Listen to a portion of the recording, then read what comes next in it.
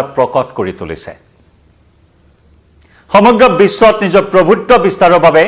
নিজকে সৰ্বা হিচাপে প্ৰতিষ্ঠা কৰিবৰ বাবে আকৌ সেই দমনকাৰী চৰিত্ৰ প্ৰকট কৰি তুলিছে মাৰ্কিন ৰাষ্ট্ৰপতি ডোনাল্ড ট্ৰাম্পে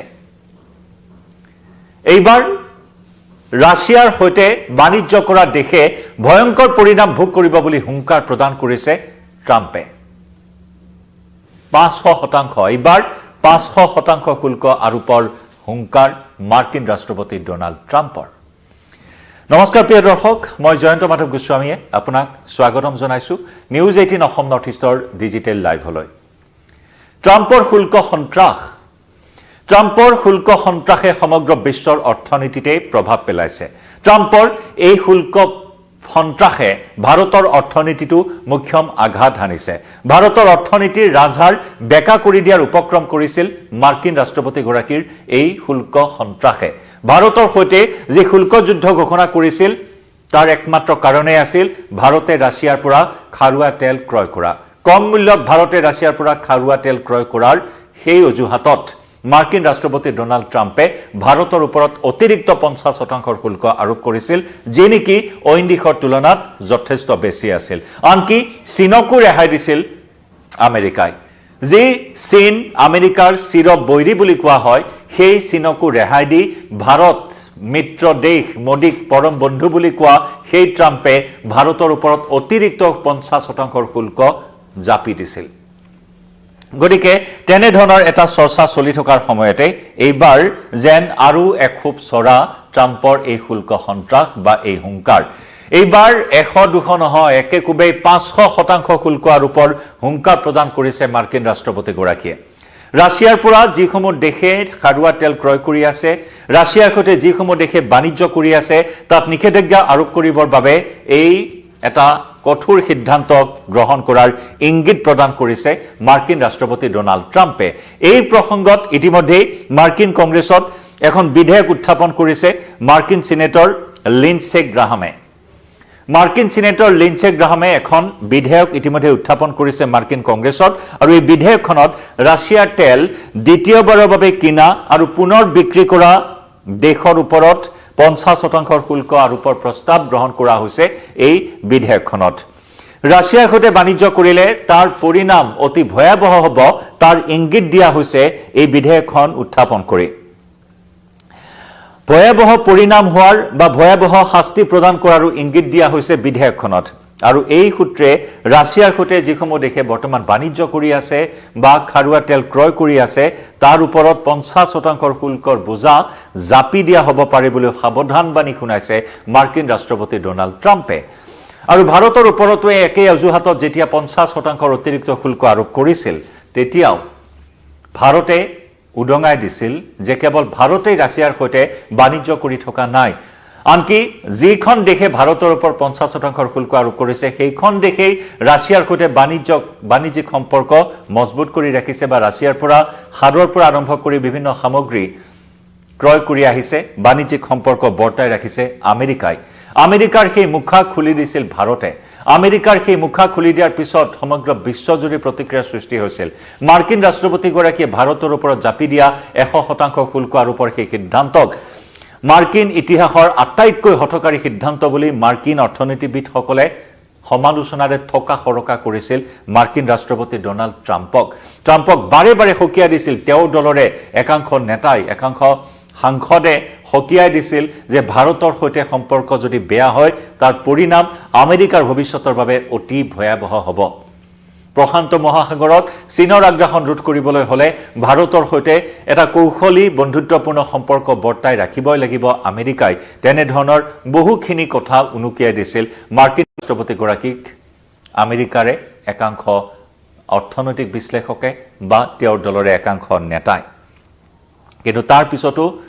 মাৰ্কিন ৰাষ্ট্ৰপতি গৰাকী নিজৰ স্থিতিত অটল থাকি ভাৰতৰ ওপৰত 50% অতিৰিক্ত শুল্ক আৰোপ কৰিলে য'ত নেকি ভাৰতৰ বাণিজ্যৰ ওপৰত অতি বেয়াকৈ প্ৰভাৱ পৰিছে সেই শুল্ক যুদ্ধ য'ত নেকি ভাৰতৰ ক্ষুদ্ৰ কাপোৰ ব্যৱসায়ীসকল কাপোৰৰ ব্যৱসায়ৰ ওপৰত বৃহৎ এটা প্ৰভাৱ পৰিছে একেদৰে সাগৰীয় মাছৰ ব্যৱসায়ৰ ওপৰত বৃহৎ প্ৰভাৱ পৰিছে ঔষধৰ ওপৰত প্ৰভাৱ পৰিছে ৰত্নৰ ওপৰত সোণ ৰূপ অলংকাৰ বিভিন্ন অলংকাৰৰ ওপৰত বা বিৰূপ প্ৰভাৱ পৰিছে মাৰ্কিন ৰাষ্ট্ৰপতিগৰাকীৰ সেই শুল্কৰ আৰু এইবাৰ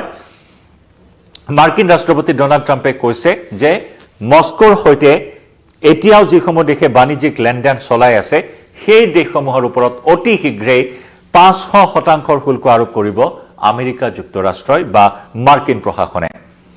লগতে তেওঁ উল্লেখ কৰিছে যে এই ক্ষেত্ৰত সুকীয়া আইন প্ৰণয়নৰ কথাও চিন্তা চৰ্চা কৰি থকা হৈছে ৰিপাব্লিকান আইন প্ৰণেতাসকলে এখন কঠোৰ আইন যুগুত কৰিছে তেওঁলোকে এই কাম কৰা আমি শুনিছো আৰু আমি এই কামৰ সৈতে একমত অৰ্থাৎ এখন কঠোৰ আইন প্ৰণয়ন কৰা হ'ব তাৰ চিন্তা চৰ্চা কৰি থকা হৈছে এই সন্দৰ্ভত ইতিমধ্যে ব্লুপ্ৰিন্ট প্ৰস্তুত কৰা হৈছে এই আইনখনৰ আৰু এই আইনখনৰ সৈতে একমত সহমত প্ৰকাশ কৰাৰ কথাও মাৰ্কিন ৰাষ্ট্ৰপতিগৰাকীয়ে উল্লেখ কৰিছে গতিকে ৰাছিয়াৰ সৈতে বাণিজ্য কৰা যিকোনো দেশৰ ওপৰতেই এই কঠোৰ নিষেধাজ্ঞা আৰোপ কৰা হ'ব 500% শুল্কৰ বোজা জাপি দিয়া হ'ব ইয়াৰ সৈতে আনকি ইৰাণকো জড়িত কৰা হ'ব পাৰে বুলিও ইংগিত দিছে মাৰ্কিন ৰাষ্ট্ৰপতিগৰাকীয়ে লগতে জনায় যে মূলতঃ ৰাছিয়াৰ ৰাষ্ট্ৰপতি ভ্লাদিমিৰ পুটিনৰ ওপৰত এটা চাপ সৃষ্টি কৰিবৰ বাবে এটা হেঁচা প্ৰয়োগৰ বাবে এই পদক্ষেপ গ্ৰহণ কৰাৰ কথাও তেওঁ উল্লেখ কৰিছে কাৰণ ইউক্ৰেইনৰ সৈতে যুদ্ধ বন্ধ কৰাৰ ক্ষেত্ৰত বিভিন্ন ধৰণৰ ডেডলাইন বান্ধি দিয়া হৈছে মাৰ্কিন ৰাষ্ট্ৰপতিগৰাকীয়ে ৰাছিয়াৰ ৰাষ্ট্ৰপতি ভ্লাদিমিৰ পুটিনক যুদ্ধ বন্ধ কৰাৰ বাবে কেইবালানিও আলোচনাত মিলিত হৈছে ত্ৰিপাক্ষিক বৈঠকত মিলিত হৈছে মাৰ্কিন ৰাষ্ট্ৰপতিগৰাকীয়ে ৰাছিয়াৰ ৰাষ্ট্ৰপতি পুটিন আৰু ইউক্ৰেইনৰ ৰাষ্ট্ৰপতি ভলোদিমিৰ জেলেনস্কিৰ সৈতে এখনৰ পিছত আনখন বৈঠকত মিলিত হৈছে কিন্তু কোনেও নিজৰ স্থিতিৰ পৰা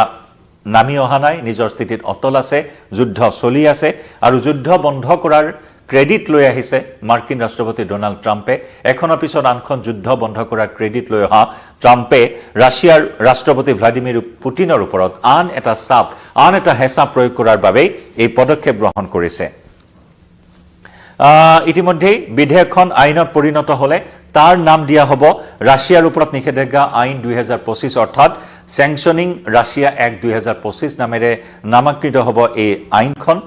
ৰাছিয়াৰ পৰা তেল ক্ৰয় কৰাৰ শাস্তি হিচাপে মাৰ্কিন ৰাষ্ট্ৰপতিয়ে বা মাৰ্কিন যুক্তৰাষ্ট্ৰই এতিয়া এই দেশসমূহৰ ওপৰত 50% অতিৰিক্ত শুল্ক আৰোপৰ এটা চিন্তা চৰ্চা কৰিছে আৰু ইয়ে নেকি স্বাভাৱিকতে এতিয়া প্ৰতিক্ৰিয়াৰ সৃষ্টি কৰা পৰিলক্ষিত হৈছে সমগ্ৰ বিশ্বজুৰি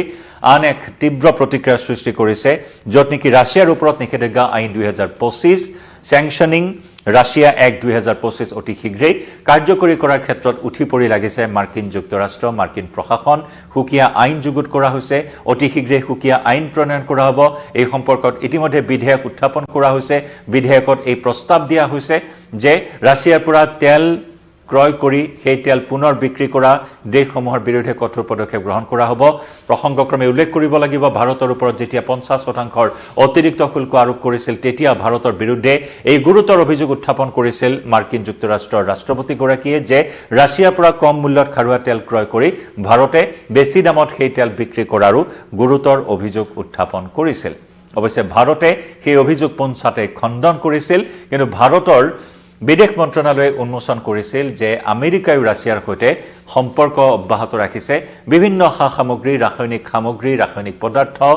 ৰাসায়নিক সাৰ সকলোখিনি ৰাছিয়াৰ পৰা আমদানি কৰি আহিছে আমেৰিকাই কিন্তু তেনেস্থলত কি যুক্তিত ভাৰতৰ ওপৰত 50% অতিৰিক্ত শুল্ক আৰোপ কৰা হ'ল যে নেকি ভাৰতৰ অৰ্থনীতিতে মুখ্যম আঘাত হানিছে মাৰ্কিন যুক্তৰাষ্ট্ৰৰ সেই শুল্ক সন্ত্ৰাসে গতিকে এতিয়া আকৌ 500% শুল্ক আৰোপৰ হুংকাৰ দিছে নিশ্চিতভাৱে কোন কোন দেশ সামৰি ল'ব সেই কথা এতিয়াও স্পষ্ট কৰা নাই যদিও ইতিমধ্যে ভাৰত ক্ষতিগ্ৰস্ত হৈছে ভাৰতৰ তুলনাত এই শুল্ক আন দেশসমূহৰ তুলনাত এতিয়াও যথেষ্টখিনি কম কিন্তু ভাৰতৰ ওপৰত সৰ্বাধিক 50% অতিৰিক্ত শুল্ক ইতিমধ্যে জাপি ভাৰতৰ সৈতে আমেৰিকাৰ যি সম্পৰ্ক আছিল সেই সম্পৰ্কটো কিছু বিঘিনি দিছে মাৰ্কিন যুক্তৰাষ্ট্ৰৰ ৰাষ্ট্ৰপতি ডনাল্ড ট্ৰাম্পে গতিকে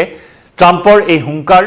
ভয়ংকৰ পৰিণাম হোৱাৰ যি হুংকাৰ দিছে নিজৰ দমনকাৰী নীতি আকৌ এবাৰ প্ৰকট কৰিছে নিজকে